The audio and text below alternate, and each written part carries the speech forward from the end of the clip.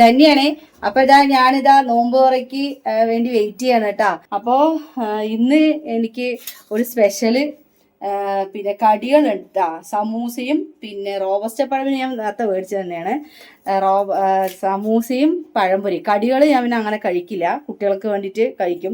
അപ്പൊ ഇതിൽ വീഡിയോ എടുക്കല്ലേന്ന് വിചാരിച്ചിട്ട് കാണിച്ചതാണ് കേട്ടാ. പിന്നെ എന്താണ് ഈന്തപ്പഴം വാങ്ങിച്ചിട്ടുണ്ട്, തണ്ണിമത്തനുണ്ട്, പിന്നെന്താണ് മുന്തിരിങ്ങ അല്ലേ ശ്രീകുട്ടി?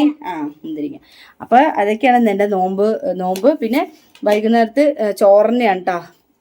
ബിരിയാണി എന്തെങ്കിലും വാങ്ങിക്കണം എന്നൊക്കെ ഉണ്ട്, നോക്കട്ടെ. പിള്ളേർക്ക് ഓക്കെയാണ് പറഞ്ഞാൽ ഒരാൾക്കായിട്ട് കഴിക്കാനും വയ്യ, നോമ്പെടുത്തോണ്ടേ വേറൊന്നും കഴിക്കാൻ പറ്റണമില്ല.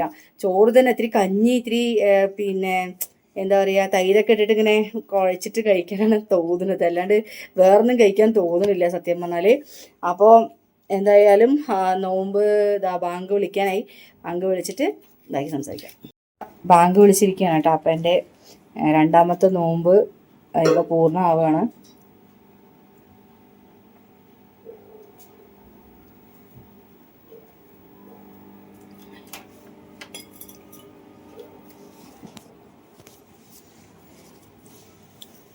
അപ്പം ഇന്ന് ഈത്തപ്പഴം ഞാൻ ഇന്നലെ വാങ്ങിച്ചു വെച്ച് പറഞ്ഞില്ലേ, അത് മറന്നു വെച്ചതാണ്. അപ്പോൾ അത് ഞാൻ ഓർമ്മയോടെ പോയി എടുത്തിട്ട് വന്നു കേട്ടോ.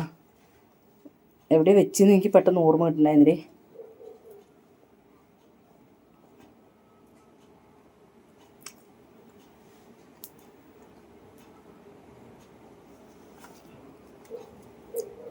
ബദ്രി എടുത്തു ബാ. എന്താ അവിടെ ഇരിക്കണം? ബാ ഇഷ്ടക്കുട്ടി കഴിച്ചോ? പണിങ്ങിരിക്കണം, പോട്ടെ. കഴിച്ചുണ്ണി എടുത്തോ?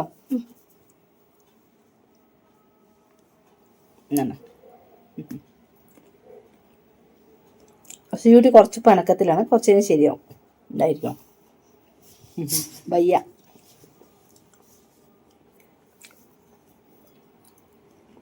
അപ്പം എന്തായാലും ബദ്രി ഇന്ന് നോമ്പ് തുറയ്ക്ക് ഉണ്ട് കേട്ടോ. അപ്പം ഇന്നലെ എന്താ നോമ്പ് തുറയ്ക്ക് ബദ്രി ഇങ്ങനെ കണ്ടില്ല എന്ന് കുറേ പേര് ചോദിച്ചിട്ടുണ്ടായിരുന്നു.